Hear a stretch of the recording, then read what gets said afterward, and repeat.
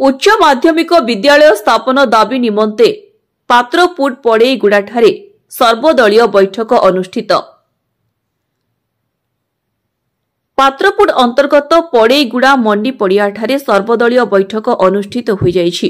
एही बैठक रे अवसरप्राप्त शिक्षक पीताम्बर बिशोई सभापतित्व उच्च माध्यमिक विद्यालय स्थापन निमंते 5टी पंचायत अंचलगुमा पात्रपुट झरीगुमा कंटागां अमला भट्टार समस्त नेता बुद्धिजीवी एकत्रित होइथिले। एही 5टी स्कूल केवल 10म श्रेणी छात्र छात्री संख्या मोट 700 अटे। शताधिक बुद्धिजीवी और सर्वदलीय नेता सांबादिकों उपस्थिति रे बैठक अनुष्ठित हो जाइछि।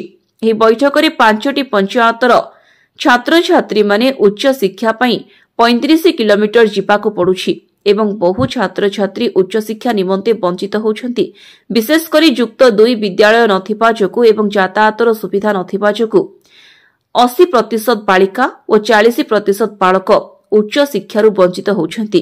सरकार को नूतन शिक्षा नीति रे समस्त उच्च प्राथमिक विद्यालय रे युक्त 2 उच्च विद्यालय प्रतिष्ठा प्रबंध अछि, किंतु एहा व्यतिक्रम काहेकि एने जनसंतोष प्रकाश पाइछि। द्वितीयतः बापूजी हाईस्कूल और अंचलगुमा हाईस्कूल प्राय एक समय प्रतिष्ठित होइथिला, किंतु जोन 1 रे एही 5 गोटी पंचायत को काहेकि अवहेला करा जाउछि। तेबे विडंबनार विषय एही कि जे एही 5टी पंचायत कलाहांडी सीमा को लागिछि। उच्च शिक्षा पई बहुत दूर जिबाकु पड़ुछि। एही अंचल रे उच्च माध्यमिक विद्यालय नाही बुद्धिजीवी आलोचना करुथिबा देखिबाकु मिलिछि। एही परिप्रेक्षी रे 5टी पंचायतर बुद्धिजीवी गणमाध्यम और सर्वदलीय राजनेता उपस्थित रही एही अंचल किपरि शिक्षार विकास होई पारिबो सेने बैठक अनुष्ठित होइथिला।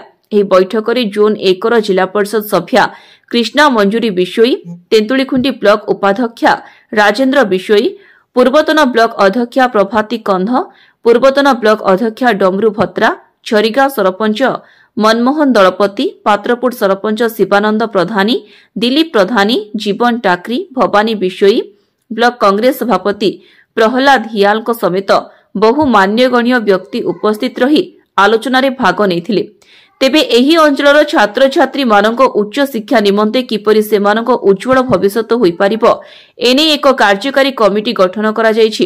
एही कमिटी रे सभापति रूपे पीताम्बर बिशोई, उपसभापति भावे प्रहलाद हियाल, अच्युतानंद बिशोई, दिलीप प्रधानी, संपादक भावे गोपाल साहू, सह संपादक जीवन टाकरी एवं उपदेष्टा भावे डमरू भत्रा, दामोदर बिशोई, धुरंधर महापात्र, परशुराम बिशोई, छंदाचरण बिशोई को सर्वसम्मति क्रमे चयन करागला।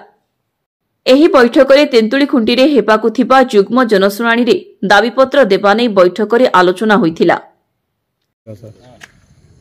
आज बैठकर कारण होची आम अंचल रे प्राय 5टा पंचायत अछि।